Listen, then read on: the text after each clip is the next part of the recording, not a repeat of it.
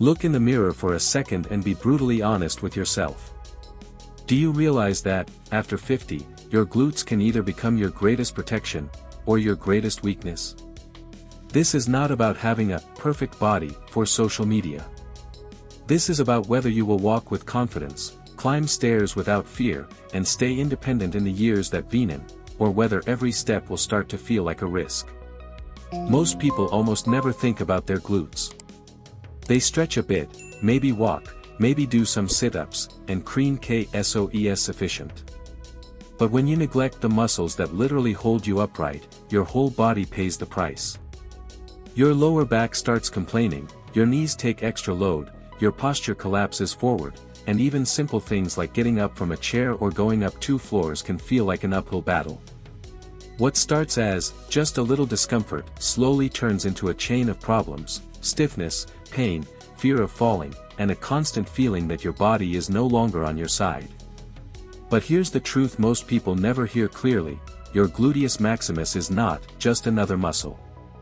It's the largest and one of the most powerful muscles in your entire body. It was designed to give you stability, strength, and balance. When that engine goes offline, everything else becomes fragile. Imagine trying to move a car with the engine turned off. You can push, you can sweat, you can try your best, but it simply won't work like it should. That's exactly what happens when your glutes are inactive. The body becomes slower, less stable, more vulnerable to falls and injuries. And here's the big mistake thousands of people make: they assume that, after a certain age, it's too late to strengthen anything. They think, at my age, what's the point? When in reality, after 50 is exactly when strong glutes matter the most. Training your glutes after 50 is not vanity. It's not a luxury. It's a necessity. Strong glutes mean a more protected spine, healthier knees, a more upright posture, and most importantly, the ability to move through your day with confidence instead of fear. This is the turning point where you decide: do you continue with a fragile, deconditioned body shaped by routine and sitting, or do you switch on the engine that can give you back strength, stability, and dignity? In this video, I'm going to walk you through specific, low-impact exercises you can do without jumping, without crazy weights, and without destroying your joints. These movements will wake up your glutes, improve your posture, and transform how you feel when you walk, climb, sit, and stand. Think of your body like a house. The foundation of that house is your hips, glutes, and legs. If the foundation is weak, the walls crack, the doors don't close properly, and the roof starts to sink. It doesn't matter how pretty the curtains are if the base is broken. The same is true for you. It doesn't matter if your arms are strong or if you do crunches every day. If your glutes are asleep, the rest of your body will eventually complain.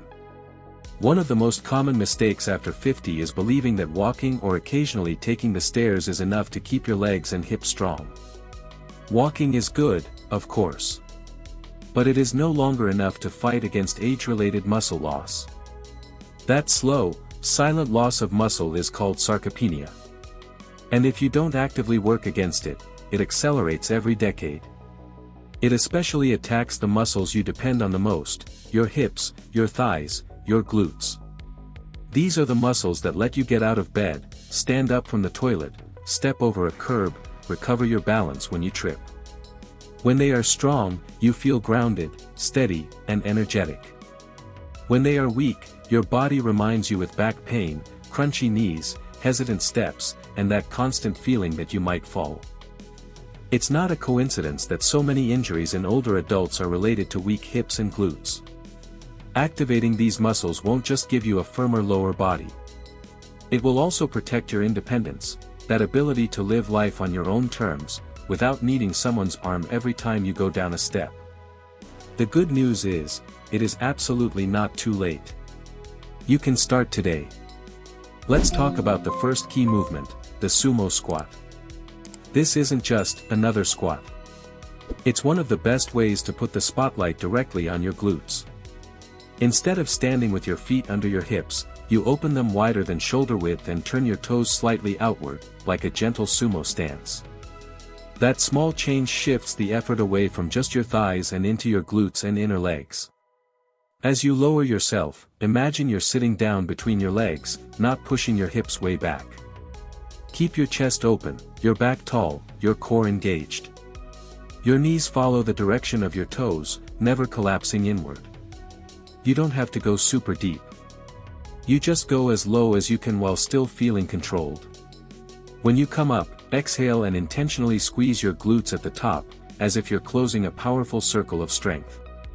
Here, the goal is not to rush or do 100 repetitions. The goal is to feel. Even with 10 or 12 slow, conscious repetitions, you'll feel that familiar burn in your glutes, the clear sign that the muscle is finally waking up. With time, this simple movement will help protect your lower back, support your knees, and give you a more upright, proud posture. Now, if the sumo squat opens the door to strength and stability, the donkey kick is the laser that targets your gluteus maximus directly. You start on all fours, hands under shoulders, knees under hips, core tight. From there, you lift one leg behind you, knee bent at 90 degrees, and gently press the sole of your foot toward the ceiling. You don't need to lift too high, the point is not to throw your leg, but to consciously squeeze the glute at the top. The biggest mistake? Arching the lower back and letting the movement come from the spine instead of the hip. Keep your back neutral, your belly slightly pulled in, and move slowly. Count 1, 2 as you lift, pause for a second at the top, and then 1, 2, 3 as you lower with control. Done correctly, this simple exercise creates one of the strongest activations in the glute without putting your knees or spine at risk. After 50, hip extension, the ability to move your leg behind you with strength, is essential for independence. You use it when you walk, when you climb stairs, when you stand up. Losing that movement is part of what makes everyday tasks feel heavier and heavier. The donkey kick fights that decline at its root. With regular practice, you'll feel more power in your steps and more support in your lower back. Then comes one of the most underrated but powerful movements, the Bulgarian split squat. Don't let the name scare you. The idea is simple, one leg in front doing most of the work, and the other leg resting on a low chair, step, or bench behind you. This position forces your front glute and thigh to carry the load, while your balance and coordination are challenged at the same time. Stand tall, place the top of your back foot on the chair behind you, and adjust your front foot so that when you lower down, your front knee stays above your ankle, not pushed way forward. Keep your torso upright, your core engaged, and lower slowly until your front leg forms roughly a 90-degree angle. Then push through the heel of your front foot to rise again. The goal here isn't speed. It's control. Working one leg at a time exposes and corrects imbalances between your right and left side, imbalances that, if ignored, often turn into pain and injury. At first, you might feel wobbly. That's normal. Start close to a wall or chair for support, do just a few repetitions, and let your body learn. Over time, this exercise becomes one of your best allies to prevent falls and to stay agile. Next is the classic lunge, a movement your body already knows, because you do versions of it every day without realizing it. Stepping forward, bending both knees, and then returning to standing mimics climbing, walking uphill, getting up and down from low surfaces. That's why including lunges in your routine after 50 is like reteaching your body how to move with confidence instead of fear. Take a generous step forward. As you bend both knees, your front knee stays roughly above your ankle, and your back knee moves toward the floor without slamming into it. Keep your torso upright, your gaze forward, and your core turned on. Again, no rushing. Each repetition is like a mini lesson in balance, alignment, and control. Now we complete the chain with two movements that many people ignore, the glute bridge and the calf raise.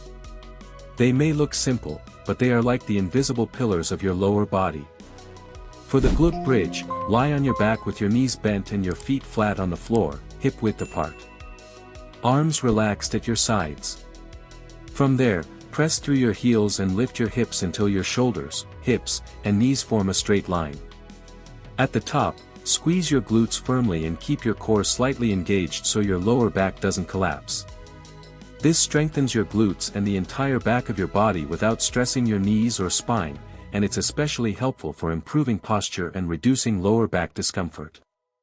The calf raise is your secret weapon for stable, energetic steps.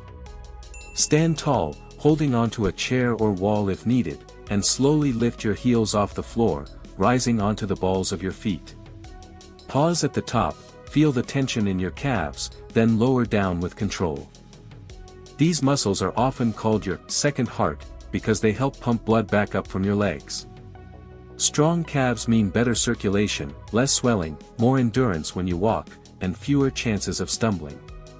Changing the position of your feet, toes forward, slightly out, slightly in, lets you work different fibers and create more complete strength around your ankles. Together, the glute bridge and calf raise close the circle of stability. One secures the hips, the other secures the ankles. The result is a more solid, confident step. Age does not get to decide your limits. Your habits do. So if you're ready to turn your glutes back into the powerful engine they were meant to be, I want you to write in the comments, "I'm activating my engine today." That will be your promise to yourself.